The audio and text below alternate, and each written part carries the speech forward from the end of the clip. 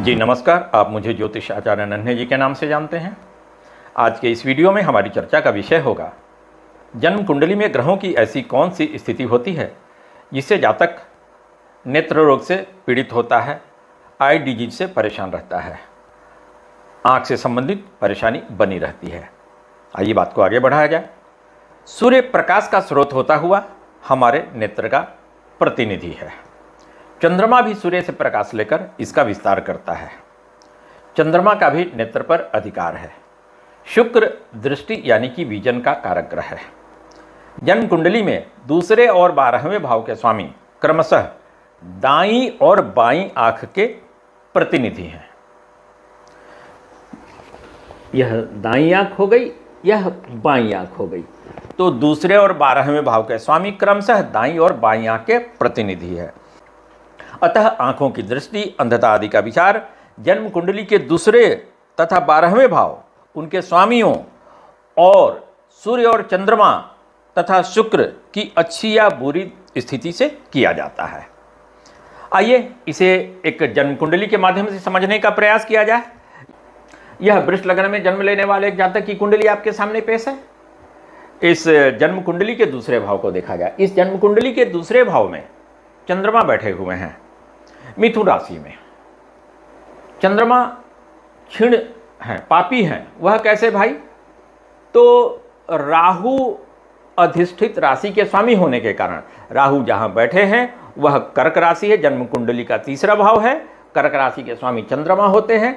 तो राहु अधिष्ठित राशि के स्वामी होने के कारण चंद्रमा पापी हो गए, तीसरे भाव के स्वामी होने के कारण पापी हो गए, और सूर्य के काफी नजदीक होने के कारण, सूर्य से 72 डिग्री के अंदर, यानी कि सूर्य से 72 अंश के अंदर चंद्रमा बैठे हुए हैं, तो वह पापी हो गए, क्षीण हो गए। तो जन्म कुंडली के दूसरे भाव में क्षीण चंद्रमा होने के कारण यह दूसरे भाव को, यानी कि दाहिनी आंख को चंद्रमा नुकसान पहुंचा रहे हैं। फिर जन्म कुंडली के दूसरे भाव के स्वामी को देखा जाए तो जन्म कुंडली के दूसरे भाव में मिथुन राशि पड़ रही है। मिथुन राशि के स्वामी बुध होते हैं। बुध जन्म कुंडली के 11वें भाव में मीन राशि में बैठे हुए हैं। जहां नंबर 12 लिखा है वहां बुध बैठे हुए हैं। मीन राशि बुध की नीच की राशि होती है, और दूसरे भाव का स्वामी जो है वह भी अपनी नीच की राशि में बैठा हुआ है, और वह कमजोर अवस्था में इस प्रकार से। राहु की 9वीं पूर्ण दृष्टि से पीड़ित है बुध, दूसरे भाव का स्वामी। फिर 2 पापी ग्रह शनि और सूर्य के पाप मध्यत्व में भी है वह। तो दूसरे भाव का स्वामी बुध जो है वह पूरी तरह से पीड़ित है। फिर देखिए बाईं आंख के स्वामी को देखा जाए तो 12वां भाव हो गया बाईं आंख। जन्म कुंडली का 12वां भाव हो गया बाईं आंख। यहाँ मेष राशि है। मेष राशि के स्वामी मंगल होते हैं। मंगल जन्म कुंडली के प्रथम भाव में शुक्र और बृहस्पति के साथ में बैठे हुए हैं। शुक्र और बृहस्पति दोनों शुभ ग्रह हैं, लेकिन उनके साथ में बैठना, मंगल का 12वें भाव के स्वामी का बैठना कोई अच्छी स्थिति नहीं रह जा रही है। वह क्यों? तो शुक्र की मूल त्रिकोण राशि तुला होती है, जो कि जन्म कुंडली के यहाँ 6ठे भाव में पड़ जा रही है। बृहस्पति की मूल त्रिकोण राशि धनु होती है, जो कि यहाँ जन्म कुंडली के 8वें भाव में पड़ जा रही है। तो 6ठे भाव और 8वें भाव में शुक्र और बृहस्पति की जो मूल त्रिकोण राशि पड़ जा रही है, तो इनके साथ में मंगल का होना, 12वें भाव के स्वामी का होना, यानी बाएं नेत्र के स्वामी का उनके बृहस्पति और शुक्र के साथ होना, यह भी कोई लाभकारी स्थिति नहीं है। फिर देखिए नेत्र के एक और कारक ग्रह सूर्य की स्थिति को। तो नेत्र का एक और कारक ग्रह जो सूर्य है वह जन्म कुंडली के 12वें भाव में अपनी उच्च की राशि में जरूर है, लेकिन देखिए वह एक प्रबल ग्रह शनि की तीसरी पूर्ण दृष्टि से पीड़ित है। शनि जहां बैठे होते हैं वहां से तीसरे, 7वें और 10वें भाव को अपनी पूर्ण दृष्टि से देखते हैं। तो सूर्य जो है नेत्र का कारक ग्रह, वह शनि की तीसरी पूर्ण दृष्टि से पीड़ित है। फिर देखिए शनि जो है, जहां केतु बैठे हुए हैं उस घर के भी स्वामी शनि ही हैं। शनि कुंभ राशि में अपनी एक अन्य राशि में बैठे हुए हैं, मकर राशि में केतु बैठे हुए हैं। मकर राशि के भी स्वामी शनि ही होते हैं। तो शनि केतु अधिष्ठित राशि के स्वामी होने के कारण केतु के पाप प्रभाव को भी सूर्य पर डाल रहे हैं। तो इस प्रकार से नेत्र का कारक ग्रह सूर्य पीड़ित है। दूसरा नेत्र का कारक ग्रह चंद्रमा यहाँ पापी और क्षीण तो है ही, फिर एक बाईं आँख का कारक ग्रह मंगल जो है वह भी कोई अच्छी स्थिति में नहीं है, और दाहिने आँख का कारक ग्रह यहाँ जो है जन्म कुंडली के दूसरे भाव का स्वामी बुध, वह भी अपनी नीच की राशि में 11वें भाव में बैठा हुआ है, राहु की दृष्टि से पीड़ित है, शनि और सूर्य से घिरा होकर के पीड़ित है। और इसका प्रभाव हुआ कि इस जातक को छोटी उम्र में ही नेत्र से संबंधित परेशानी इनकी बन गई। अगर जन्म कुंडली में इस प्रकार की स्थिति किन्हीं की भी जन्म कुंडली में पड़ती है, होती है, बनती है, तो ऐसे लोगों को ग्रह दोष निवारण के रूप में क्या करना चाहिए वह जाना जाए, जिससे कि नेत्र संबंधी इनकी परेशानी कम हो, नेत्र पीड़ा कम हो। तो ऐसे लोगों को नित्य चाक्षुषोपनिषद का पाठ अवश्य करना चाहिए। फिर चाक्षुषोपनिषद का पाठ करने के साथ साथ पीड़ित ग्रह सूर्य का रत्न माणिक्य भी ऐसे लोगों को अवश्य धारण करना चाहिए। फिर यहाँ पीड़ित ग्रह दाहिने आँख के स्वामी बुध हैं, तो पीड़ित ग्रह बुध का रत्न पन्ना, जिसे अंग्रेजी में एमरल्ड कहते हैं, वह धारण करना भी बड़ा लाभकारी होगा। माणिक्य यानी कि रूबी दाहिने हाथ के रिंग फिंगर में, अनामिका अंगुली में रविवार के दिन धारण किया जाता है। बुध का रत्न पन्ना यानी कि एमरल्ड दाहिने हाथ के कनिष्ठा अंगुली में, लिटिल फिंगर में बुधवार के दिन धारण किया जाता है। और इस प्रकार यह हमारा वीडियो पूर्ण हुआ, कंप्लीट हुआ। अगर हमारा यह वीडियो आपको अच्छा लगे तो हमारे चैनल का सदस्य जरूर बनिए, हमारे चैनल को जरूर सब्सक्राइब कीजिए। इस वीडियो में इतना ही, फिर हम दूसरे वीडियो में मिलेंगे। तब तक के लिए विदा लेते हैं, धन्यवाद। यह मिथुन लग्न में जन्म लेने वाले एक जातक की कुंडली आपके सामने पेश है। इस जन्म कुंडली में देखिए, नेत्र का सभी कारक ग्रह जो है और सभी भाव जो है वह पीड़ित है। नेत्र का कारक ग्रह सूर्य जन्म कुंडली के चौथे भाव में 2 पापी ग्रह शनि और राहु के साथ में आकर के पीड़ित है। फिर एक और कारक ग्रह चंद्रमा, वह जन्म कुंडली के 12वें भाव में अपनी, यह 12वां भाव है, अपनी उच्च की राशि वृष में जरूर है, लेकिन वह भी राहु की 9वीं पूर्ण दृष्टि से पीड़ित है। राहु जहाँ बैठे होते हैं वहाँ से 5वें, 7वें और 9वें भाव को अपनी पूर्ण दृष्टि से देखते हैं। तो चंद्रमा जो है वह एक नेत्र का कारक ग्रह, वह भी 12वें भाव में राहु की दृष्टि से पीड़ित है। फिर जन्म कुंडली का 12वां भाव यानी कि बाईं नेत्र का स्थान जो है वह भी राहु की दृष्टि से पीड़ित है। फिर जन्म कुंडली के दूसरे भाव को देखा जाए, दाहिने आँख को देखा जाए, यहाँ यह दूसरा आँख हो गया, यहाँ नंबर 4 लिखा है, सेकंड हाउस, वह भी मंगल की 8वीं पूर्ण दृष्टि से पीड़ित है। फिर देखिए विजन का कारक ग्रह, दृष्टि का कारक ग्रह शुक्र, वह जन्म कुंडली के 6ठे भाव में बैठा हुआ है। विजन का कारक ग्रह शुक्र, दृष्टि का कारक ग्रह शुक्र शनि की 3री पूर्ण दृष्टि से पीड़ित है। और इस प्रकार हम देख रहे हैं कि नेत्र के सभी कारक ग्रह और भाव इस जन्म कुंडली में पूरी तरह से पीड़ित और दूषित हैं। इसका प्रभाव हुआ कि यह व्यक्ति नेत्र से संबंधित बीमारी से, रोग से पीड़ित रहे और कुछ ज़्यादा ही परेशान रहे यह व्यक्ति। तो ऐसे लोगों को क्या क्या ग्रह दोष निवारण करना चाहिए ताकि नेत्र संबंधी की परेशानी जो है वह कम हो या दूर हो? तो ऐसे लोगों को चाक्षुषोपनिषद का पाठ नित्य करना चाहिए। सूर्य को पीड़ा पहुंचाने वाले ग्रह शनि और राहु की शांति के लिए रुद्र अष्टाध्यायी के मंत्रों से भगवान शिव का पूजन अभिषेक करना चाहिए। फिर विजन के, दृष्टि के कारक ग्रह शुक्र का रत्न सफ़ेद पुखराज अवश्य धारण करना चाहिए ऐसे लोगों को। वह सफ़ेद पुखराज जो है ऐसे लोगों के द्वारा रिंग फिंगर में, अनामिका अंगुली में शुक्रवार के दिन धारण करना चाहिए। और इस प्रकार यह हमारा वीडियो पूर्ण हुआ, कंप्लीट हुआ।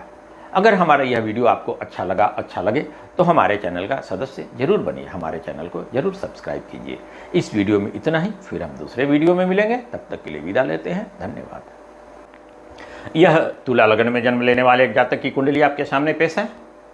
इस जन्म कुंडली के 8वें भाव को देखा जाए, नेत्र का कारक ग्रह सूर्य जन्म कुंडली के 8वें भाव में बैठे हुए हैं। फिर दाहिनी आँख का कारक ग्रह मंगल, दाहिनी आँख यानी कि सेकंड हाउस में वृश्चिक राशि पड़ रही है। वृश्चिक राशि के स्वामी मंगल होते हैं। मंगल जन्म कुंडली के 8वें भाव में आ गए हैं। फिर दृष्टि यानी कि विजन का कारक ग्रह शुक्र, वह भी जन्म कुंडली के 8वें भाव में आ गया है। यह 8वां भाव हो गया जहां नंबर 2 लिखा हुआ है। तो 8वें भाव में आकर के नेत्र के सभी कारक ग्रह और भाव के स्वामी यहाँ पीड़ित और दूषित हो गए हैं। शनि की तीसरी पूर्ण दृष्टि से वह पीड़ित हो गए हैं, दूषित हो गए हैं। फिर जन्म कुंडली का 12वां भाव जो है बाईं आंख, वह राहु और शनि की 7वीं पूर्ण दृष्टि से पीड़ित है। जन्म कुंडली का दूसरा भाव जहां नंबर 8 लिखा है, वह राहु की 9वीं पूर्ण दृष्टि से पीड़ित है। राहु जहां बैठे होते हैं वहां से 5वें, 7वें और 9वें भाव को अपनी पूर्ण दृष्टि से देखते हैं।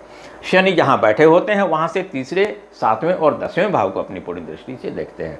तो यहाँ देखा जा रहा है कि नेत्र के द्योतक जितने भी ग्रह और भाव हैं यहाँ पीड़ित हैं। सूर्य जो नेत्र का कारक ग्रह है वह पीड़ित है 8वें घर में आकर के, शनि की तीसरी पूर्ण दृष्टि से पीड़ित है।